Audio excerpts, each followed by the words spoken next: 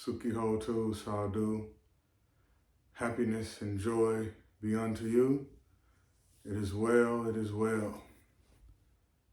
In spite of these tumultuous times, with the war between Russia and Ukraine, and a possible war with China, and the madness of Kim Jong-un in North Korea, and his nuclear ambitions in Syria, and other rogue nations, also political instability and corruption here in the U.S.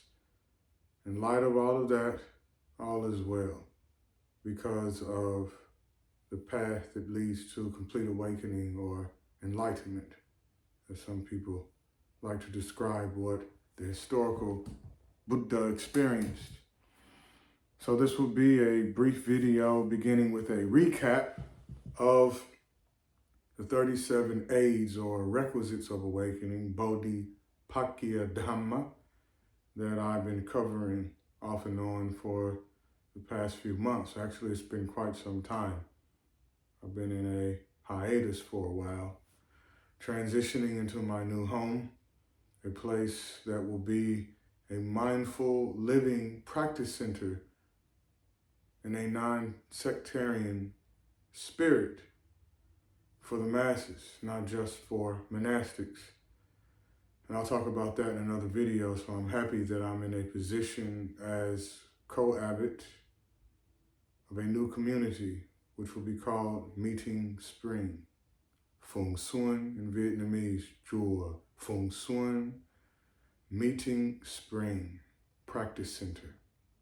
We're all about the heart of mindfulness here. Tay and I, another elder monk.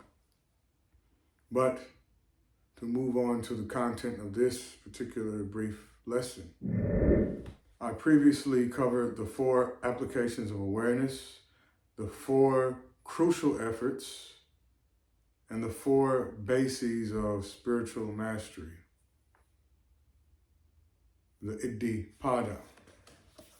And in those brief videos, I elucidated on the meaning, the essence of these requisites or aids to awakening or enlightenment. And out of the 37 aids or requisites of enlightenment, we have 2 sets left. And that is the Eightfold Ennobling path, usually called the Noble Eightfold path. And the last one will be Bojjhanga. Bojjhanga, the 7 factors of awakening or 7 factors of enlightenment. That will be the last video.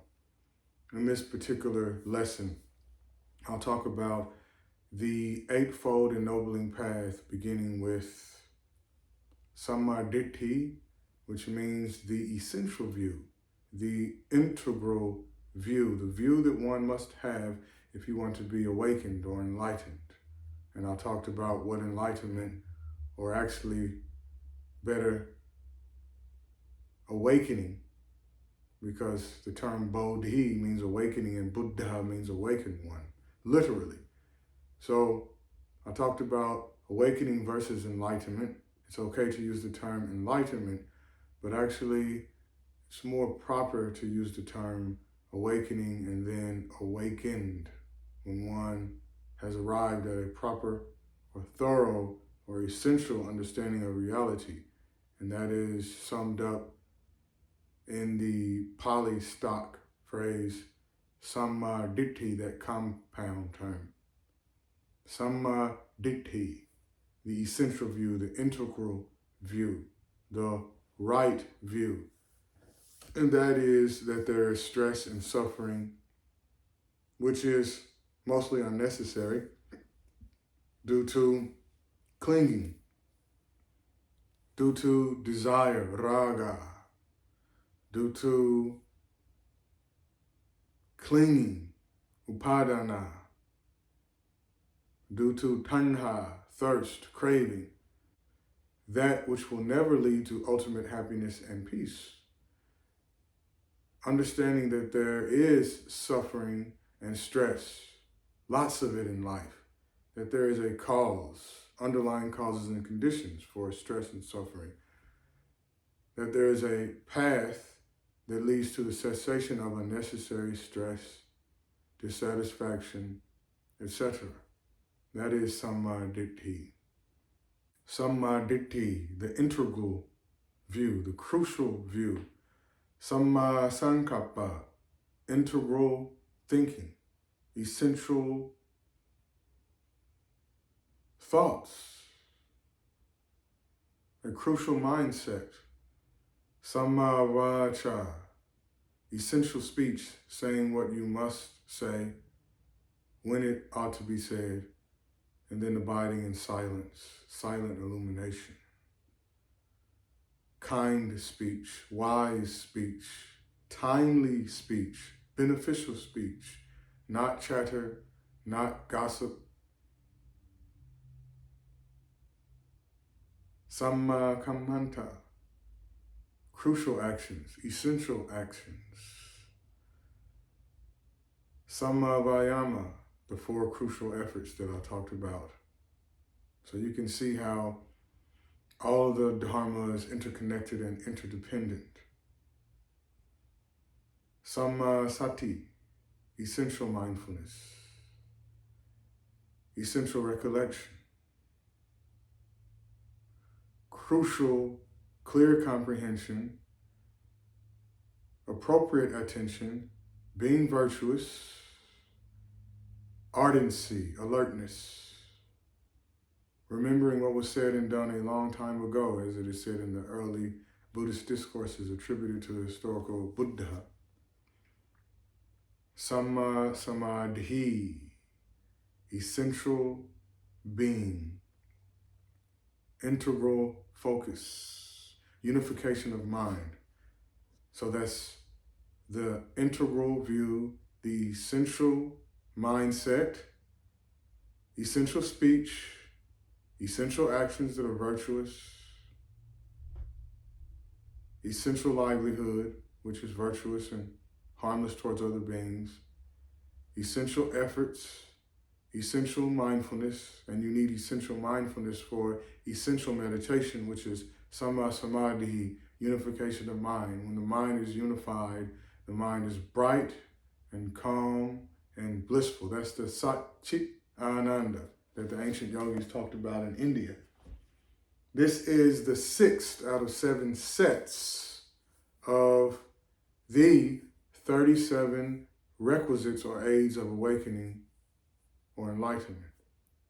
In the next video, I will cover the 7 factors of awakening, Bojjhanga. If there are any questions, leave a comment or go back and watch the brief videos and you will see how all of these teachings are interconnected and interrelated. They are all one. One beautiful